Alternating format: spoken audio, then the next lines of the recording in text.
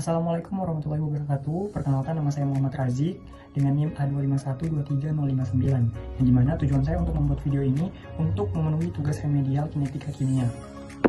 Langsung saja ke materi yang akan saya bawakan, yaitu teori tumbukan dan teori keadaan. Oke, baik, di sini saya akan membahas sedikit tentang teori tumbukan dan teori keadaan, yang dimana teori tumbukan dan teori keadaan merupakan dua konsep penting dalam kimia yang menjelaskan bagaimana reaksi kimia berlangsung serta faktor yang mempengaruhi laju reaksi.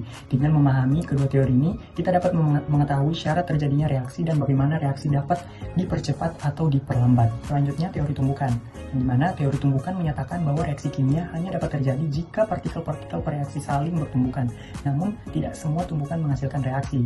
Tumbukan yang efektif adalah tumbukan yang memiliki energi kinetik minimal yang disebut energi aktivitas dan orientasi yang tepat sehingga dapat memutuskan ikatan lama dan membentuk ikatan baru.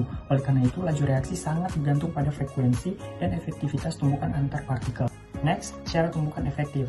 Nah, agar tumbuhan antara partikel dapat menghasilkan reaksi kimia, itu terdapat dua syarat utama yang harus dipenuhi.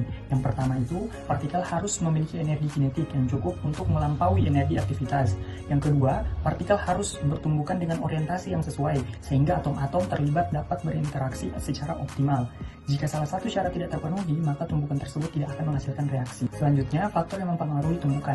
Nah, ada beberapa faktor yang dapat mempengaruhi jumlah dan efektivitas tumbukan antara partikel. Di antaranya adalah konsentrasi reaktan, suhu, luas permukaan, dan keberadaan katalis. Meningkatkan konsentrasi reaktan atau suhu akan meningkatkan jumlah tumbukan efektif, sehingga laju reaksi menjadi lebih cepat.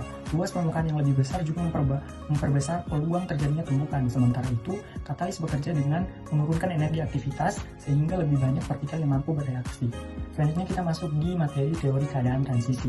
Teori keadaan transisi atau teori keadaan menjelaskan bahwa selama proses reaksi kimia, reaktan akan membentuk suatu keadaan antara yang sangat singkat yang dikenal sebagai keadaan transisi atau kompleks teraktivasi. Pada tahap ini, energi sistem berada pada titik maksimum. Sepanjang lintasan reaksi, keadaan transisi ini dapat berubah menjadi produk reaksi atau kembali menjadi reaktan.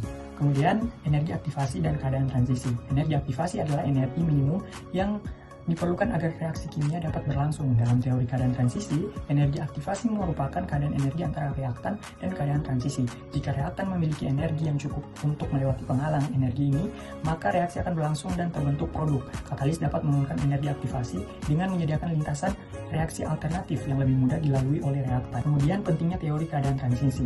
Teori keadaan transisi itu sangat penting untuk memahami mekanisme reaksi kimia secara lebih mendalam. Teori ini menjelaskan bagaimana katalis bekerja dalam mempercepat reaksi dan digunakan untuk menghitung konstanta laju reaksi serta memprediksi laju reaksi dalam berbagai kondisi. Dengan memahami teori ini, kita dapat merancang reaksi kimia yang lebih efisien dan mengontrol laju reaksi sesuai kebutuhan.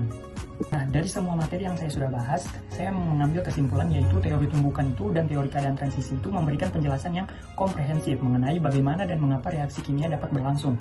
Nah, kedua teori ini juga membantu kita memahami faktor-faktor yang mempengaruhi laju reaksi, sehingga sangat penting dalam pembelajaran kimia dan penerapannya di berbagai bidang. Nah, mungkin itu saja materi yang dapat saya sampaikan melalui video ini. Semoga bermanfaat. Sekian dari saya. Assalamualaikum warahmatullahi wabarakatuh.